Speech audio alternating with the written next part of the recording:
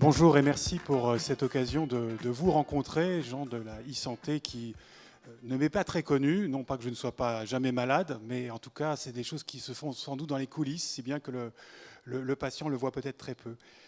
L'occasion aussi de, grâce, comme on nous l'a rappelé, grâce au CNES où je travaille, au MEDES, son directeur est parmi nous, eh bien je vous propose de prendre un peu de hauteur par rapport à ces occupations très terrestres et ô combien importantes. Et vous rappelez, parce que vous avez tous vu sa tête dans les médias, que dans quelques mois, eh bien, Thomas Pesquet va prendre son envol pour l'espace. Il est le 10e Français ainsi à rejoindre l'orbite terrestre dans une mission qui s'appelle Proxima, un terme qui serait peut-être intéressant d'introduire justement ici dans cette université d'été. Proximité et en même temps une mission spatiale. Dans sa valise, qu'il a déjà bouclée depuis de longs mois, parce que ce genre de mission se prépare très en avant, évidemment, eh bien, il a emporté, dit-il, un exemplaire du Petit Prince de Saint-Exupéry. Et c'est vrai que l'on peut se laisser à rêver quel type de réflexion il va pouvoir avoir en étant à quelques centaines de kilomètres d'altitude et en lisant, il n'est pas le premier à lire ces pages du Petit Prince en regardant notre Terre, sans doute des sentiments très, très variés qui peuvent peut-être nous concerner ce soir. D'un côté, il redira peut-être, comme on dit bien de ses prédécesseurs, que vu du ciel, vu de l'espace, eh bien nos frontières humaines paraissent bien légères, bien futiles aussi, et que toutes nos petites guéguerres devraient quand même être bien relativisées quand on prend l'espace. Et certains disent on devrait emmener nos hommes et nos femmes politiques dans l'espace pour qu'ils se sentent un peu plus responsables de la paix dans le monde. À moins que, justement, en lisant Saint-Ex, eh bien, comme Saint-Ex, il soit plus sensible à la mosaïque que notre humanité, nos sociétés forment sur cette planète, en sachant que qui dit mosaïque dit à la fois différence, et j'y reviendrai à la fin de mon petit propos, dit à la fois différence et en même temps nécessité de relier chacune des pièces de la mosaïque. Du temps de Saint-Ex, évidemment, l'avion était le nouveau moyen de relier des villes, des continents, et donc des sociétés humaines. Et aujourd'hui, l'espace a pris la suite, en tout cas s'inscrit à la suite de ce désir de l'humanité d'être de plus en plus reliés, connectés, comme vous dites ici, les humains et leurs sociétés les unes aux autres. En tout cas, ce qui est certain, c'est que quel que soit le contenu des réflexions de Thomas Pesquet, et évidemment, il en est le premier à la fois créateur et responsable, il va être sous une permanente vigilance médicale.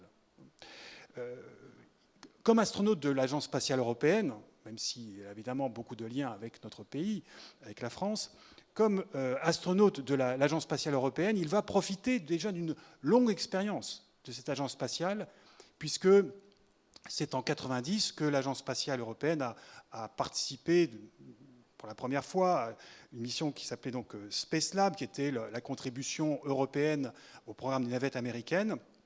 Et à cette occasion, eh bien, l'ESA a commencé à ausculter ou à regarder de manière très précise le cœur des astronautes européens quand on les emmène dans l'espace. Mais le CNES avait aussi une expérience dans ce domaine, et une expérience un peu plus ancienne, puisque, vous le savez, vous le rappelez, Jean-Loup Chrétien, le premier Français à avoir été dans l'espace, était parti en 1982, et dès ce moment, évidemment, le CNES était intéressé à la physiologie, à la santé de notre premier astronaute. Donc, longue expérience du côté du CNES. D'ailleurs, en 1989, eh bien, est fondé avec le CHU de Toulouse, Philippe, tu me dis si je me trompe, le MEDES, donc l'Institut de médecine et de physiologie spatiale, dans le cadre à l'époque d'un programme qui depuis a eu une fin, qui s'appelait la navette Hermès. Et la compétence, elle est restée, puisque aujourd'hui, le MEDES apporte son expertise justement à l'Agence spatiale européenne pour différentes, entre autres la sélection des astronautes, évidemment, un certain nombre de tests. Et si vous voulez avoir plus de renseignements, une fois encore, son directeur est parmi nous, donc il pourra vous en donner. Et puis, toujours dans cette sphère spatiale, eh bien, en 1993, c'est la création du CADMOS, donc le Centre d'aide au développement des activités en micro-pesanteur et des opérations spatiales. Après le repas, c'est un peu difficile à dire, mais ça se dit quand même. Et comme son nom l'indique, c'est plus largement que les questions de médecine spatiale, c'est toutes les activités en micro-pesanteur, puisque évidemment, la micro-pesanteur, la quasi-apesanteur, est une des caractéristiques des vols spatiaux, ce que nous ne pouvons pas expérimenter en tout cas facilement. Et ici, et donc dans ces conditions-là, en mettant soit les corps humains, donc soit du vivant, soit des matériaux, on peut observer des choses que sur Terre, dans la vie courante, nous ne pouvons pas observer. Et donc le CADMOS, lui aussi, participe aux activités de l'Agence spatiale européenne. Il est un des 9 centres européens donc, grâce auxquels l'ESA peut mener des expériences dans l'espace. Juste, vous voyez, pour vous, même si c'est peut-être ou trop long ou trop court, la manière dont, sur qui je me suis appuyé en fait, pour vous parler aujourd'hui. Comme je vous l'ai dit en parlant de Jean-Loup Chrétien, de fait, c'est avec les premiers vols, les vols des premiers astronautes que naît d'une certaine manière la médecine spatiale. Donc en France, c'est Jean-Loup Chrétien, mais comme vous le savez, dans le monde, c'est ce célèbre Youri Gagarin. Donc ça date déjà de 1961. C'est peut-être pas aussi vieux que Mathusalem, mais aussi vieux que moi, donc ça a déjà des cheveux blancs. À l'époque, qu'est-ce qu'on demande aux ingénieurs, encore aujourd'hui? C'est d'assurer la construction et le maintien en état d'une petite, j'allais dire, une petite biosphère terrestre dans l'espace, qui est un milieu, lui, qui n'est pas du tout favorable à la vie terrestre, la nôtre ou celle de n'importe quel être vivant terrestre. Et donc, il s'agit de faire des espèces de petites répliques hein, de notre planète, ce qui n'est pas si simple que ça. Et aux médecins, on demande, eh bien, on confie la santé de ces hommes, de ces femmes qui sont en bonne santé lorsqu'ils quittent la Terre. On parlera difficilement de patients, on va parler de sujets peut-être, en tout cas d'astronautes ou de cosmonautes, vous pouvez utiliser tous les mots que vous voulez. Et donc ces hommes et ces femmes qu'on envoie, je vous le disais à l'instant, dans un milieu particulièrement hostile qu'est l'espace, avec, entre autres, cette condition particulière, je leur faisais allusion tout à l'heure, de la micro-pesanteur, de l'apesanteur. On en a tous des images en tête, depuis le capitaine Haddock avec ses bulles de whisky, ce qui a priori n'est pas autorisé, l'alcool dans l'espace. Mais bon, Hergé avait cette possibilité-là, où vous allez voir quelques images dans 2001 de l'Odyssée de l'espace, plus récemment dans Gravity. Mais il n'y a pas que ça. Il y a aussi le rayonnement cosmique, qui est une chose extrêmement dangereuse, moins évidente que la pesanteur, mais extrêmement dangereuse. Et puis, bien sûr, tout ce qui est lié à des conditions particulières de ces missions en termes de contraintes psychologiques, le stress, la solitude, au contraire, la diversité culturelle, enfin, des tas de choses que l'on étudie depuis longtemps et que l'on continue à suivre, sans oublier, bien sûr, soit des pépins de santé, soit des accidents, et il y en a eu quand même quelques-uns au cours des 55 ans d'activité spatiale. Aujourd'hui, qu'en est-il des durées? Parce que c'est une question qui peut évidemment intéresser un certain nombre d'entre vous. On m'a dit, aujourd'hui, la durée étalon d'un séjour dans une station spatiale comme celle internationale qui est au-dessus de nos têtes, c'est 6 mois. Alors je dis, mais pourquoi 6 mois? Parce que 6 mois, c'est la durée de vie du vaisseau Soyouz qui permet d'amener et ensuite de ramener les astronautes de la station, les amener à la station et ensuite les ramener sur Terre. Ça ne veut pas dire que les durées de séjour sont illimitées dans l'espace. Déjà, pour arriver aux 6 mois, il a fallu beaucoup travailler dans le passé pour que les astronautes restent en bonne santé. Ils peuvent aujourd'hui aller au-delà, mais évidemment, jusqu'où le record dépasse l'année, mais sera suffisant pour peut-être demain aller sur Mars, sachant qu'une mission martienne, c'est au minimum 500 jours et plus vraisemblablement 2 ou 3 ans. Donc là, dans quel état les astronautes arriveront-ils sur la planète Mars? Reviendront-ils sur Terre? C'est des questions qui passionnent mes collègues en charge de la santé des astronautes, parce que, évidemment, il faut que les explorateurs soient en bonne santé avant, pendant et après. Et c'est ça qui devient intéressant peut-être pour nous et pour vous. c'est que la médecine spatiale, c'est pas seulement s'occuper d'hommes et de femmes donc, qui partent en bonne santé dans un vaisseau spatial à une date, donc pour Thomas Pesquet en novembre ou en décembre, et puis se débrouiller pour que 6 mois plus tard, ils reviennent à peu près qu'à un cas, parce que je crois que l'atterrissage est parfois un peu brutal. En tout cas, voilà, et que ça s'arrêterait là. Tout ce qui est avant est intéressant, mais aussi, et peut-être surtout, enfin j'entends encore quelqu'un du CADMOS me dire ça la semaine dernière, tout ce qui est après. Parce qu'il se trouve que dans la pesanteur, pour le dire d'un mot, vous vieillissez plus vite. Tout vieillit plus vite, m'a-t-on dit. En particulier les os, phénomène de stéroporose, tout ce qui est cardiovasculaire, mais même l'aspect psychologique, l'aspect neurologique souffre, en tout cas vieillit.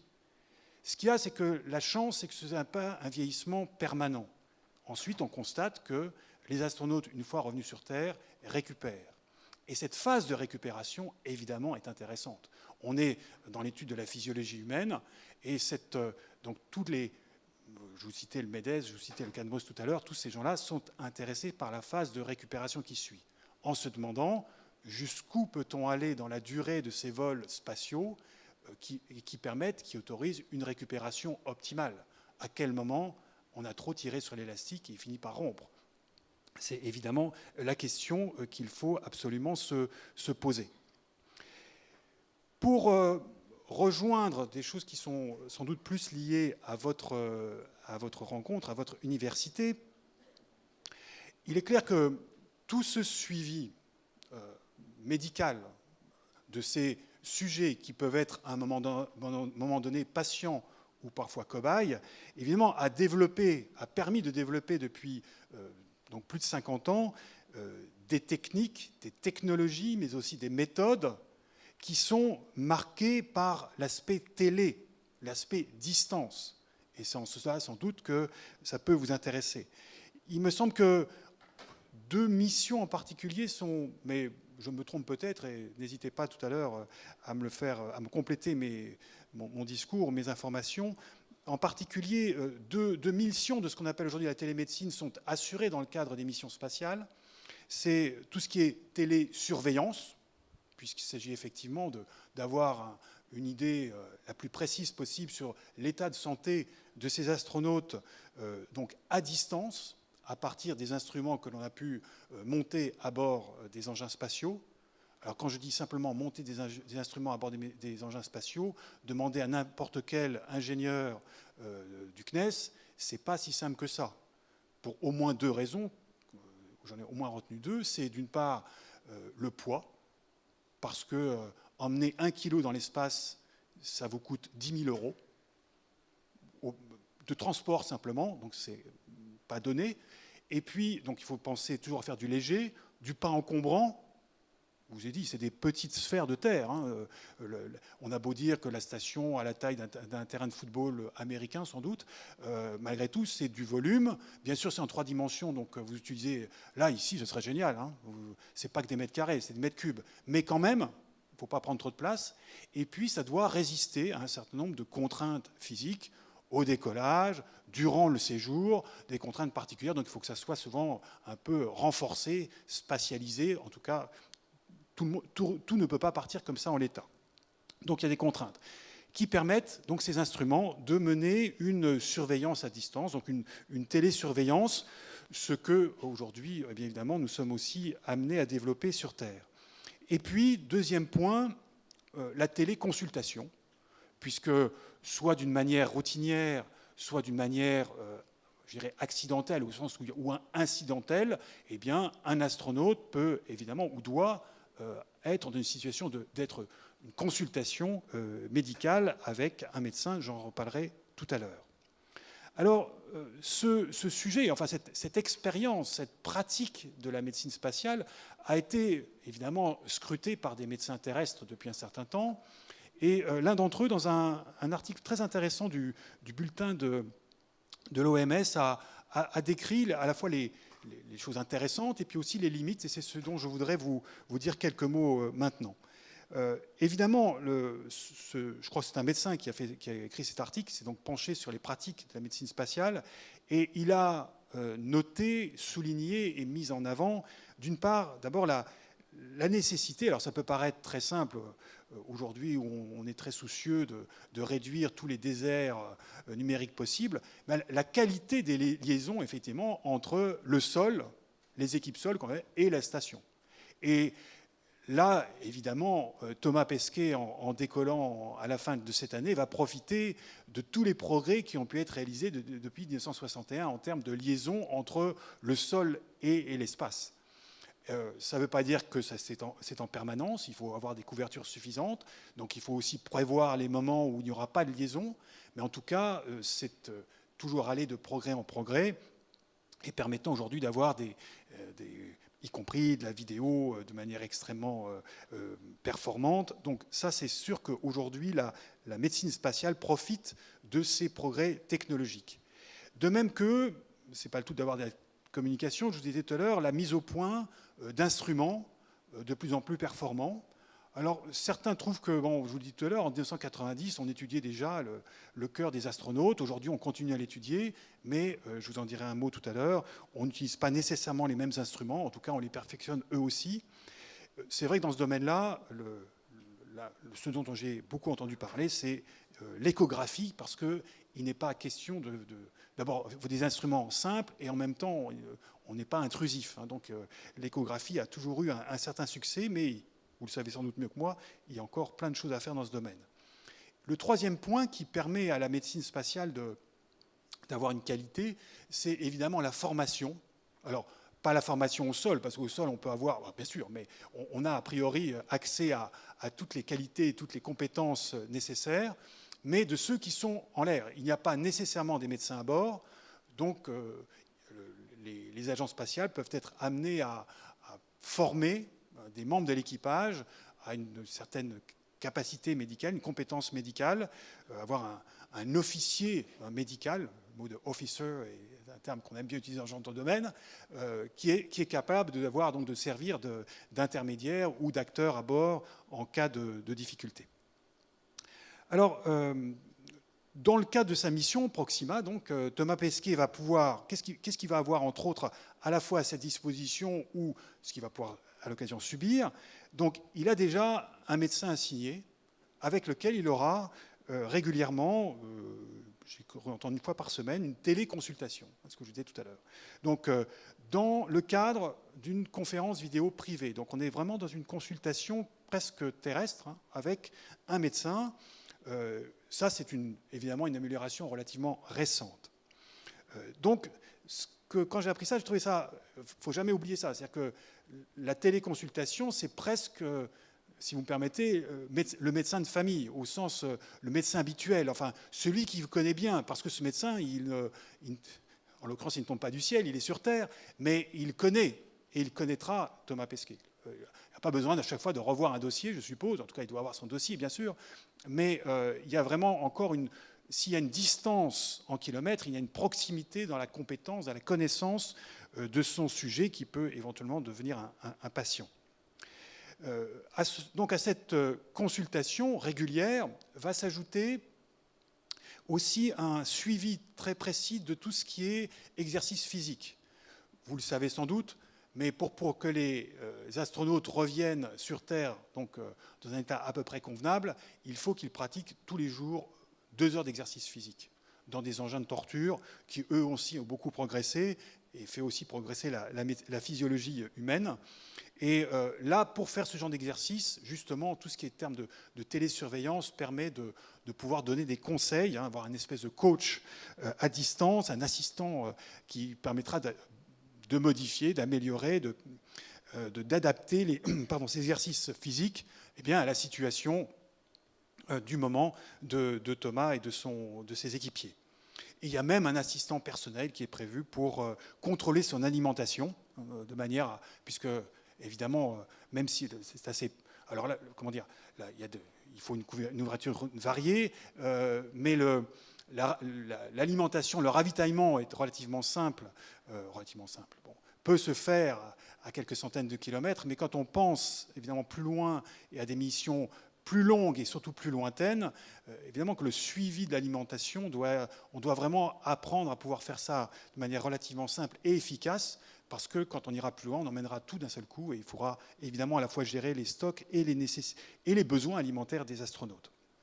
Et puis, comme je vous le disais, le sujet peut devenir patient, peut aussi devenir cobaye, puisqu'un certain nombre d'expériences médicales proprement vont être menées, comme elles ont été menées depuis assez longtemps, par Thomas Pesquet et ses coéquipiers.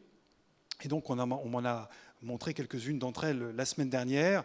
Et celle qui est sans doute le plus proche de votre rencontre, de vos rencontres, c'est donc cet instrument d'échographie, donc c'est l'expérience ECHO, où l'une des difficultés qui était rencontrée, donc même chez des personnes entraînées, parce qu'on se prépare à ce genre d'expérience, mais évidemment très longtemps à l'avance, quand on est encore sur Terre, la difficulté, c'est que quand on demande à un astronaute d'opérer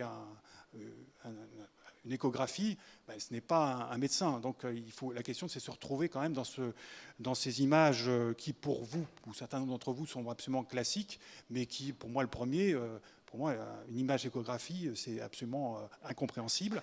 Et donc la technique qui va être testée en l'air, et donc en télémédecine réelle, va être un instrument d'échographie qui est en fait dirigé depuis la Terre par le médecin lui-même. Donc le cobaye, qui est en même temps l'expérimentateur ou expérimenté, n'aura qu'à poser au moins sur son corps ce système. Le reste sera fait depuis la Terre. Donc un instrument qui fera faire un pas en avant en termes de télémédecine, la spatiale, mais peut-être, ou sans doute, ou en tout cas on espère, demain dans le domaine terrestre. Il y aurait aussi beaucoup de choses à dire. Vous voyez, là, je suis sur l'instrument. Mais comme le faisaient remarquer mes collègues, il y a plein de choses à suivre sur les méthodes qui sont impliquées, sur ce que l'on observe. Je le disais tout à l'heure, il y a ces phénomènes de vieillissement et de récupération possible.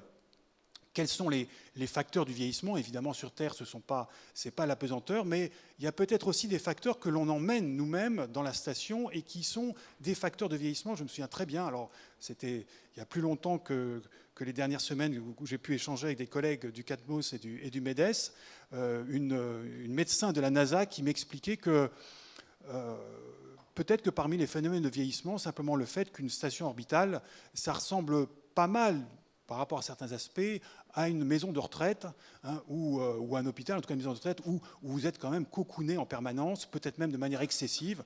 Hein, certains astronautes parfois ont demandé à ce qu'on les laisse tranquilles pendant quelques heures.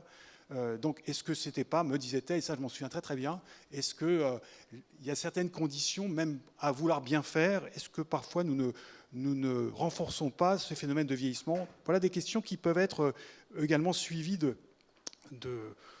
des enseignements qui peuvent être tirés de tout cela.